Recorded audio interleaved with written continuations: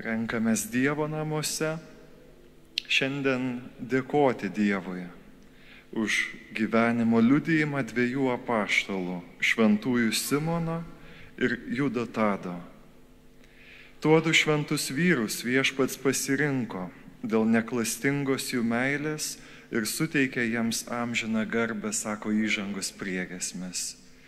Prašykime, kad ir mes vis mažiau tos klastos mūsų širdyje, mūsų santykiuose, kasdienybėj turėtume, kad mūsų gyvenimas nuo pradžios iki pabaigos, nuo namų iki darbo, nuo draugų iki giminių būtų autentiškas, kupinas tikėjimo dvasios.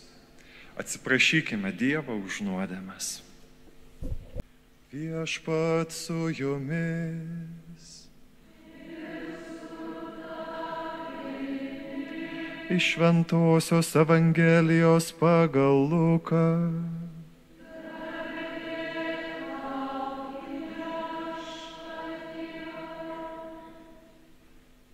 Tomis dienomis Jėzus užkopė į kalną melstis.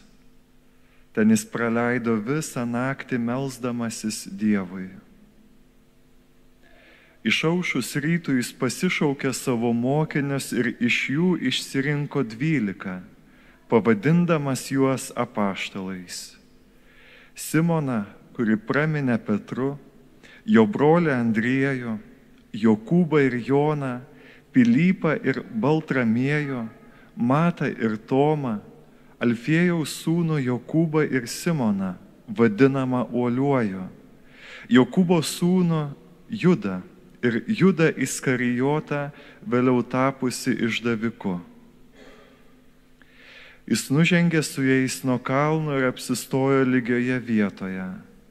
Ten buvo gausus jo mokinių būrys ir didelė daugybė žmonių iš visos Judėjos ir Jeruzalės, iš Tyro ir Sidono pajūrio, kurie susirinko jo pasiklausyti ir pasigydyti nuo savo ligų.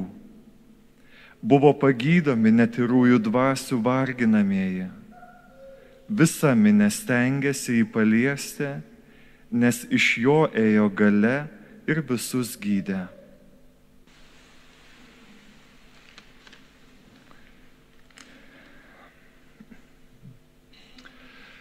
Kalbant su namiškiais, mano namiškiais, su giminėm, su įvairiais žmonėm, manęs jau nebestebina, kai dalinasi tuo, kad kažkas, pavyzdžiui, šoko iki paryčių kažkokioje šventėje. Kitas žaidė kompiuterinius žaidimus per naktį. Dar kiti žiūrėjo kokį nors serialą iki paryčių ir negalėjo atitraukti akių nuo to. Nebestebina, nuklausaisi kiekvienam savo žaislo, kiekvienam savo. Yra ir žmonių, kurie rimtesnius dalykus daro per naktis, pavyzdžiui, slaugo savo sergančius tėvus, vaikus, giminės. Bet mane šiandien tikrai stebina ir visą rytą tiesiog meditavau ties vienu sakiniu. Visą valandą sėdėjau ir galvojau, kaip čia tai suprasti, Viešpate. Kad pats Jėzus, kaip rašo evangelistas Lukas, praleido visą naktį melsdamasis savo tėvui. Visą valandą šiandien apie tai galvojau. Visą naktį melsdamasis, nešokdamas, nežaisdamas kompiuterinius žaidimus, nereikėjo Jėzui nieko slaugyti. Bet jis eina, jam reikia pasitarti su tėvu. Jėzui visą naktį reikia susirinkimo su tėvu, pasitarti su tėvu. Kam to reikia, girdime sekančiai pastraipoj. Vyksta vienas esminių jo gyvenimo apsisprendimų, nuo kurio priklausys visos bažnyčios ateitis iki mūsų dienų – apaštalų išrinkimas. 12 žmonių. Ir tik tai 12, toks sumanymas yra.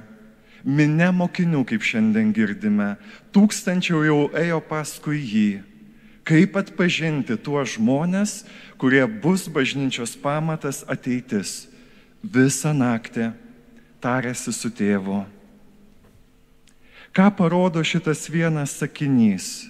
Ką galėtų parodyti? Manau, kad jis rodo daug daugiau, negu aš čia žodžiais išpasakysiu. Man atrodo, kad labai daug, bet noriu šiandien 2 dalykus iškelti.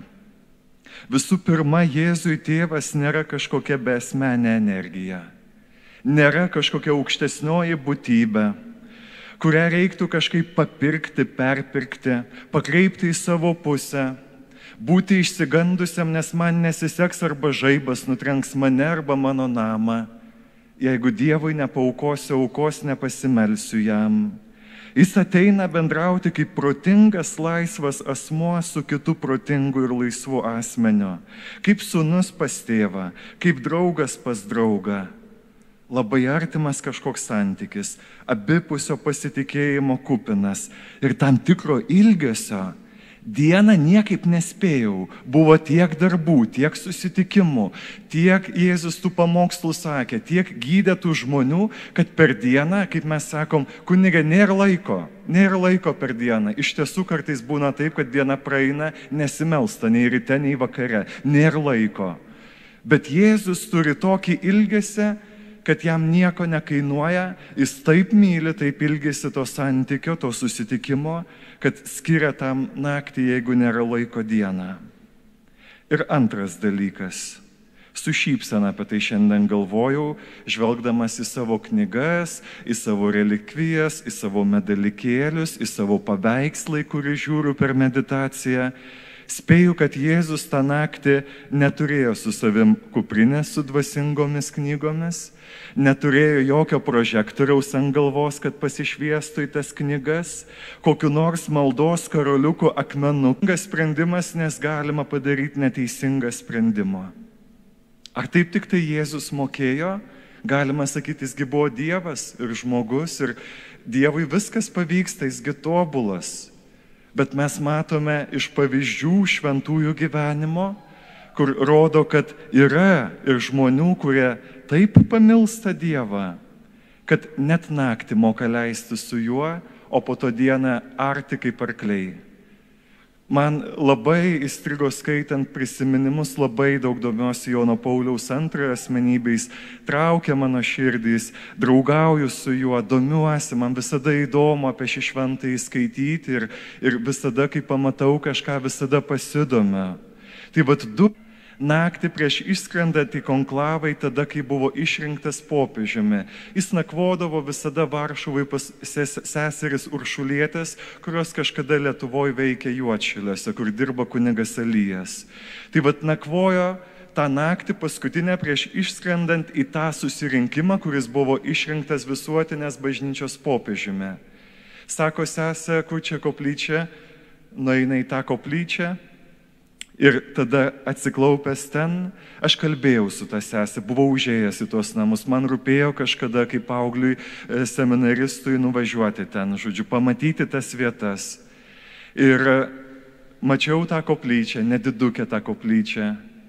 Ir sako sesė vienuolė, kuri būtent tai darė, sako, nuėjau gaminti vakarienės eminencijai.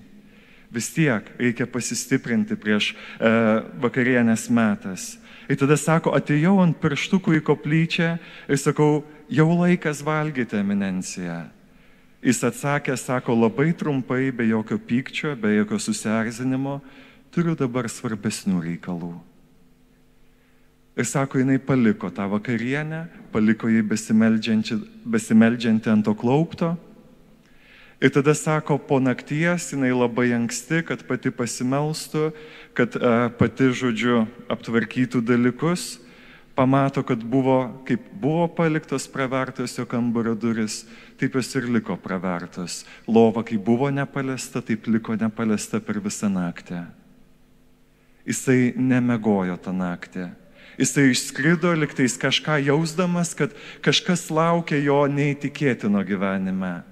Jis praleido visą naktį, nemegodamas ir vyksta ir tampa popiežiumi po keletos dienų. Ir vienas atsitikimas iš jo sekretorių pasakojimo, kai jis keliauja kažkokioj piligrimystėje. Tūkstančiai žmonių nori prisiliesti. Nuo prezidentų iki namų ir tų vyskupų rūmų valytojų, tvarkytojų, kiekvienam paduot ranką, su kiekvienu pasakyti sakinį, kažkas nori nuotraukas, kažkas nori parašo. Viskas suplanuota tiesiog ir viskas vyksta su pavėlavimu didžiausiu. Visa diena nuo ryto iki vakaro. Jis sako, nunciatūros koplyčioje vyksta tie patys dalykai. Po nakties lova popiežiaus nepaliesta. Parkinsono liga jau tada buvo jau pašautas tuo metu. Buvo visiškai galima sakyti, sako, matėm jį be jėgų, atvykusi vakare po visos susitikimo. Sako, buvo kaip mazgotė. Bet jis prie lovos neprisilietė, jis visą naktį praleido koplyčioje. Aš tai pasakoju ne todėl, kad aš tą moku daryti, bet todėl, kad aš stebiuosi. Man tai yra nesuvokiama. Sakau, wow, aš irgi taip noriu. Taip įsimylėti Dievą. Taip tokį autoritetą jame kažkokį atrasti, kad galiu per visą dieną arti, o naktį aš turėsiu reikalus dar spręsti, kad rytoj eičiau teisingų kelių. Tai buvo dvasios žmogus kupinas, išminties Dievo žmogus. Šiandien galime kiekvienas savęs klausti, ar aš turiu troškimą širdyje, kai sprendžiu klausimus, pasitarti su Dievu, pasidalinti klausimais, abejonėmis, pasvarstymais, maldoje priimti sprendimą. Ar Dievas yra asmuo mano supratime apie jį? Ar jis turi kažkokį bent jau autoritetą mano kasdienybėje?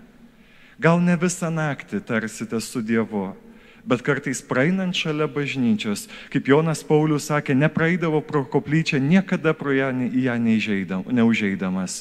Visada užeidavo, kad ir minutiai, bet pasitarti trumpam. Dieve, toks reikalas ir keliaujat toliau. Ar aš turiu tą troškimą su Dievu pasitarti?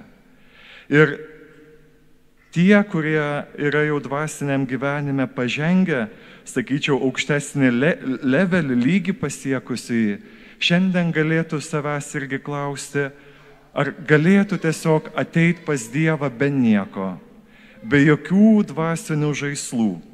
Ar kartais nesu pernelyg magiškai prisirišęs prie pamaldumą skatinančių ir tik Dievą primenančių daiktų, atvaizdų ir knygų?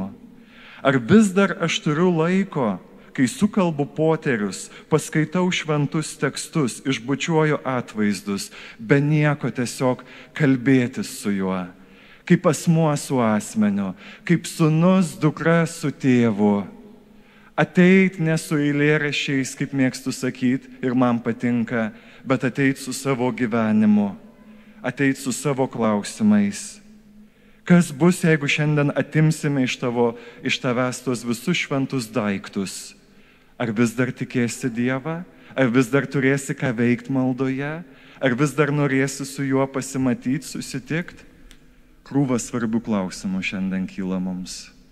Tai melskime šiandien apaštalų Simono ir Judo Tado, Jono Pauliaus antrojo užtarimo, kad galiausiai mūsų širdis liktų patraukta prie Dievo, pajaustų tą troškulį su juo pasimatyti, kad ir trumpai kasdienybėje, gal užsukti bažnyčią ne mišių metu ir su juo dalintis savo džiaugsmais bei iššūkiais, prašyti patarimo abejonėse, nes jis tėvas, jam tu rūpi, jis nori pačių geriausių, prasmingiausių tavo gyvenimo pasirinkimų.